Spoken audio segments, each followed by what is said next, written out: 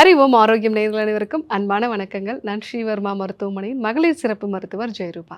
இந்த நாள் இனிய நாளாக அமைய என்னுடைய மனமார்ந்த வாழ்த்துக்களும் பிரார்த்தனைகளும். நம்மளுடைய முகம் அழகா இருக்கணும் அப்படிங்கிறது நம்ம எல்லாருக்குமே பிடிச்ச ஒரு விஷயம் தான். அதுலேயும் முக்கியமா பெண்களுக்கு முக அழகு அப்படிங்கிறது தன்னம்பிக்கை கொடுக்கக்கூடிய ஒரு விஷயமா இருக்கும். அதுவும் இளமை காலங்களில் சரி, அவங்களுடைய அந்த தன்னம்பிக்கைக்கு அவங்களுடைய முகப்பொலிவு அப்படிங்கிறது முக்கியமான காரணமாக வந்திருக்கும். முகத்தில் ஒரு பருக்கள் வந்துருச்சு அப்படின்னாலே அவங்களுடைய அந்த நாளே ரொம்ப சோகமா போற மாரியோ, இல்ல ரொம்ப டல்லா இருக்கிற மாரியோ இருக்கும்.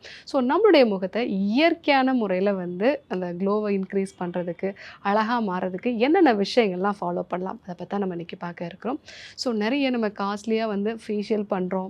இல்ல நெறைய அதற்கான அழகு சிகிச்சைகள்லாம் பண்றாங்க. ஆனாலும் அதனுடைய பக்க விளைவுகள் அப்படிங்கிறது இருக்க தான் செய்யுது. ஸோ இதனால முகத்துல ரொம்ப சீக்கிரமா சுருக்கங்கள் உண்டாகிறது. பயன்படுத்தக்கூடிய இந்த காஸ்மெட்டிக்ஸ்னால முகத்துல சுருக்கங்கள் உண்டாகிறது மட்டும் இல்லாம, சிலருக்கு சென்சிட்டிவ் ஸ்கின் இருக்கு அப்படின்னா, அதனால அவங்களுக்கு இன்ஃப்ளமேஷன் உண்டாகுறது, பருக்களோட எண்ணிக்கை அதிகமாகிறது. ஒரு சிலருக்கு பார்க்கும்போது முகமே ரொம்ப டல்லா மாற ஆரம்பிச்சிடும்.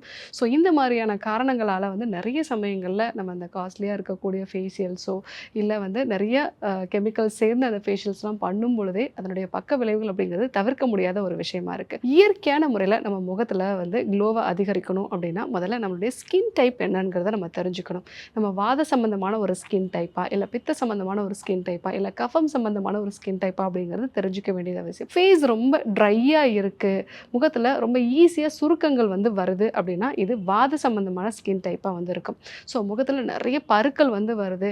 நான் சூரிய வெளிச்சத்துல போனாலே முகம் நல்லா சிவந்து போயிருது. நிறைய அலர்ஜிஸ் எனக்கு வருது அப்படின்னா, உங்களுக்கு பித்த சம்பந்தமான ஸ்கின் டைப்பா இருக்கிறதுக்கு வாய்ப்பு இருக்கு. அதே மாதிரி முகம் ரொம்ப ஆயிலியா இருக்கு டாக்டர், அதே மாதிரி பஃபியா இருக்கு, உடல் எடையும் அதிகரிக்கு, எனக்கு அடிக்கடி தும்மல் இந்த மாதிரியான பிரச்சனைகள்லாம் இருக்கும் அப்படின்னா, கஃப சம்பந்தமான ஸ்கின் டைப்பாக இருக்கிறதுக்கு வாய்ப்பு இருக்குது. ஸோ இந்த மாதிரி இந்த 3 டைப் ஆஃப் ஸ்கின் இருக்கிறவங்களுமே நான் சொல்லக்கூடிய இந்த ஃபேஷியல் மெத்தட்ஸை நீங்கள் வீட்டில் இருந்தபடியே பயன்படுத்துனீங்க அப்படின்னா, இயற்கையான முறையிலே நம்ம நல்லா ஒரு க்ளோ கொடுக்கலாம். அதே மாதிரி ஸ்கின்னும் இளமையாகவே ஹைட்ரேட்டடாக இருக்கும்.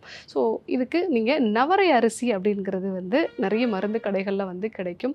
ஸோ இந்த சிவப்பு அரிசி நீங்கள் வாங்கிட்டு அதை நல்லா 1 2 உடைச்சிட்டு, அது கூட பால் சேர்த்து, கொஞ்சம் தண்ணீர் சேர்த்து, யாருக்கெல்லாம் முடியுமோ அவங்கலாம் கஷாயங்கள் சேர்த்து நம்ம வேக வைக்கலாம். குறுந்தொட்டி வேர் கஷாயம் நம்ம பயன்படுத்தலாம். இல்ல மஞ்சுட்டி கஷாயம் சேர்த்து, இது கூட சேர்த்து நல்லா வேக வச்சு, அதை நல்லா அந்த அரிசி வெந்து குழஞ்சு வர்ற அளவுக்கு நம்ம அதை வேக வச்சு வச்சுக்கணும்.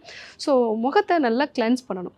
அதாவது காய்ச்சாத பசும்பால் இல்லைன்னா தேங்காய் பால், இதில் ஒரு பிஞ்ச் அளவுக்கு நீங்கள் மஞ்சள் தூள் போட்டு ஃபேஸை நல்லா கிளென்ஸ் பண்ணிவிடுங்க. ஸோ கிளென்ஸ் பண்ணிவிட்டு அதுக்கப்புறமா பாதாம் எண்ணெயோ இல்லைனா தேங்காய் எண்ணெயோ இல்லைன்னா கடுகு எண்ணெய், ஸோ இந்த மாதிரி எண்ணெயை வச்சுட்டு நம்ம ஃபேஸில் நல்லா மசாஜ் பண்ணலாம்.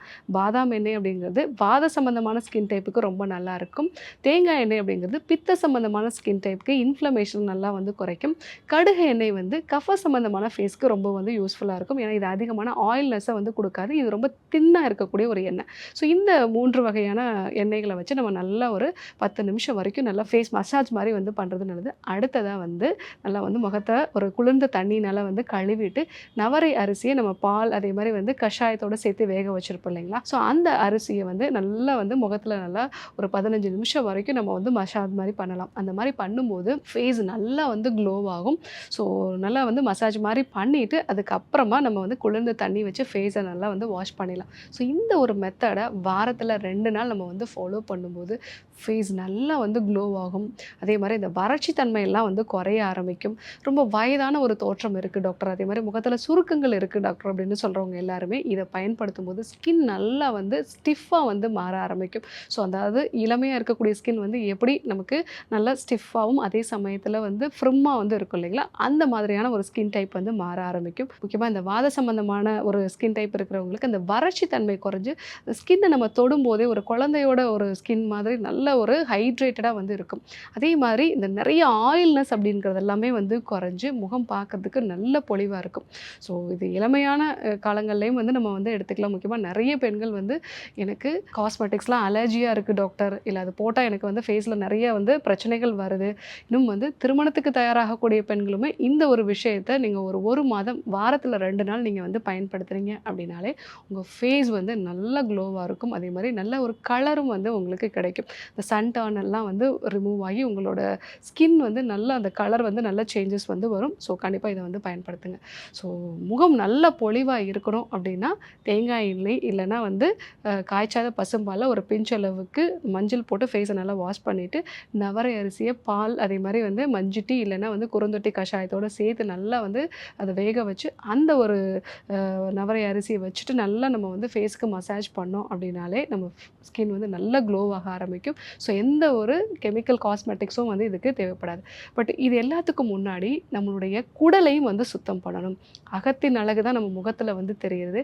ஸோ யாருக்கெல்லாம் அந்த ஸ்கின் வந்து ரொம்ப டல்லாக இருக்குது, அடிக்கடி வந்து எனக்கு பருக்கள் வருது, முகத்தில் நிறைய ஆயில் செக்ரேஷன் இருக்குதுன்னு சொல்கிறவங்க நம்ம குடலை சுத்தம் பண்ணக்கூடிய டீடாக்சிஃபிகேஷன் மெத்தட்ஸையும் சேர்த்து ஃபாலோ பண்ணும்போது இதனுடைய எஃபெக்ட் வந்து ரொம்ப நல்லாயிருக்கும். என்னென்னலாம் அவாய்ட் பண்ணணும் அப்படின்னா அதிகப்படியான சுகரோ எண்ணெயில் பொரிச்ச ஐட்டங்களோ பிஸ்கெட் மாதிரியான உணவுப் பொருட்கள் இதெல்லாம் நம்ம அவாய்ட் பண்ணிவிட்டு நல்லா வைட்டமின் சி சத்து இருக்கக்கூடிய பழங்கள் வந்து நம்ம வந்து எடுத்துக்கலாம். திராட்சை, எலுமிச்சை, ஆரஞ்சு இந்த மாதிரியான பழங்களும் ஒமேகா 3 ஃபேட்டி ஆசிட்ஸ் இருக்கிற மாதிரி தேங்காய் வந்து நம்ம எடுத்துக்கலாம். அதே மாதிரி மீன் வகைகள் வந்து நம்ம எடுத்துக்கலாம், நட்ஸ் வகைகள்லாம் எடுத்துக்கலாம்.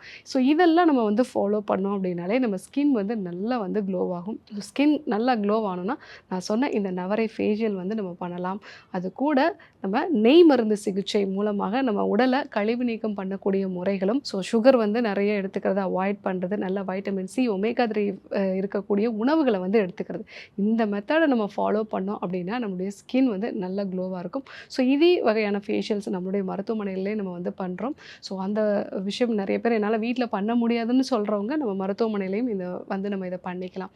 ஸோ இயற்கையான முறையில் முக அழகு அப்படிங்கிறது சாத்தியமான ஒரு விஷயந்தான். ஸோ நிறைய கெமிக்கல்ஸ் யூஸ் பண்ணி எனக்கு பக்க விளைவுகள் இருக்குதுன்னு சொல்கிறவங்க நான் சொன்ன இந்த மெத்தட்ஸை வீட்டிலேயே நீங்கள் பயன்படுத்தி பார்க்கலாம். இல்லை வீட்டில் என்னால் இது பண்ண முடியலனா மருத்துவமனையை தொடர்பு கொள்ளுங்கள். ஸோ இன்றைக்கி இயற்கையான முறையில் முக அழகை எப்படி பெறுறது அப்படிங்கிற ஒரு விஷயத்தை பற்றி நம்ம தெரிஞ்சுக்கிட்டோம். இது எல்லாருக்குமே ரொம்ப பிடிச்சமான ஒரு விஷயமா இருக்கும்னு நினைக்கிறேன்.